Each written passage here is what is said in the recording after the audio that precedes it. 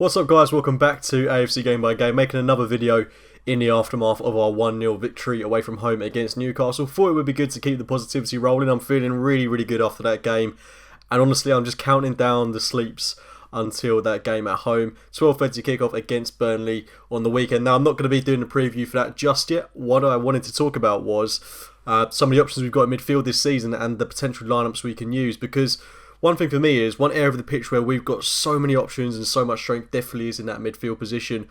We've got Torreira, we've got Xhaka, we've got Guendouzi, we've got Willock, we've got Ceballos, we've got Ozil, we've got Mkhitaryan, we've got Smith Rowe, even David Luiz and Callum Chambers can play in the midfield. So we've got a whole horde of options. And getting these players into different systems to play in big games at home, big games away from home, games against the bottom half sides in the Premier League, Europa League games, I just thought I'd devise a couple of different midfield combinations that we could potentially look to play. Now I'm basing this on the opinion and hopefully the fact that Emery will be sticking with this 4-2-3-1 formation. And I thought it worked really well against Newcastle, and I was really surprised with how well the midfield two performs of Granit Xhaka and Matteo Guendouzi, and even more impressed with how Willock performed in that number 10 role. Now, first thing to say is I don't think Willock is necessarily a conventional number 10, and I don't think he is a number 10, to be honest. He's a player that drives from deep, he's a player that gets amongst goals, provides assists, and ultimately builds up with the attack, very similarly to the way that Aaron Ramsey did. And for me, he's more of a number 8, someone that is going to fill in that void that Aaron Ramsey has left. So I think his best position is playing alongside someone like Granit Xhaka, someone like Lucas Torreira, and that brings me on to my first real midfield trio that I think could be so powerful for us this season. I think will probably be the midfield three that we're going to see a lot of, and that is Granit Xhaka, Lucas Torreira, and Mesut Ozil playing just ahead of them. Now I think that will probably be the lineup that we use for the big sides at home, and to be honest, I think that will probably be the lineup that we use for the majority of the season, no matter who we play at the Emirates Stadium. I think there will be question marks over whether Mesut Ozil will play in games away from home. I don't think we particularly missed him in the game yesterday against Newcastle, but that being said, we do miss his creativity, and with the likes of Nelson, Aubameyang, Nicola Pepe around him, you can't help but wonder what type of player Mesut Ozil could become this season with proper runners, something that he's not really had during his time at Arsenal. So very excited about what Ozil could achieve with Arsenal this season, but that midfield three is certainly exciting for me. Even though Granit Xhaka certainly does have his critics, and he definitely picked up quite a bit of criticism for his game against Newcastle, undeservingly so. I thought he had a pretty fine game, but I think you'll start to notice his mistakes less and less if he's got Lucas Torreira consistently alongside him. I think for the majority of last season, when those two played together, both of them were faultless. They played really well, performed very admirably in a midfield too.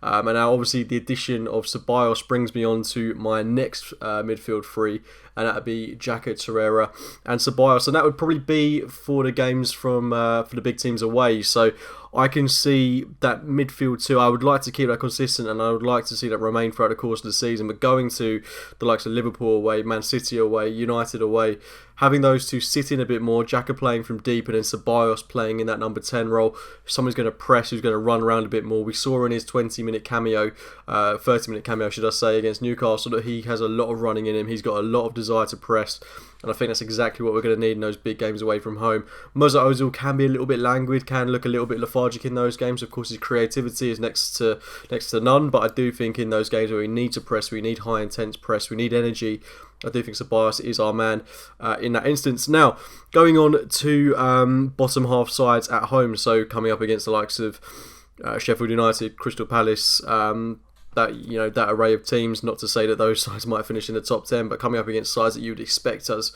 to rather convincingly beat at home. I mean, there's no easy game in the Premier League. I definitely don't want to undermine these teams, especially considering that a load of those sides got the better of us last season. But those are the games that this season, if we're going to be taken seriously, we have to beat, and we have to beat well at home.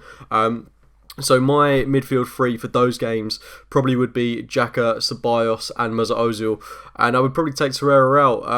I think Torreira is a player that, if he was to come in for Ceballos or Xhaka in that team, I don't think it would make too much of a difference. Torreira is a player that he's not really a conventional defensive midfielder, not in the way that I would compare him to someone like Francis Coquelin, whereas Coquelin really was someone that just swept up in front of the defence.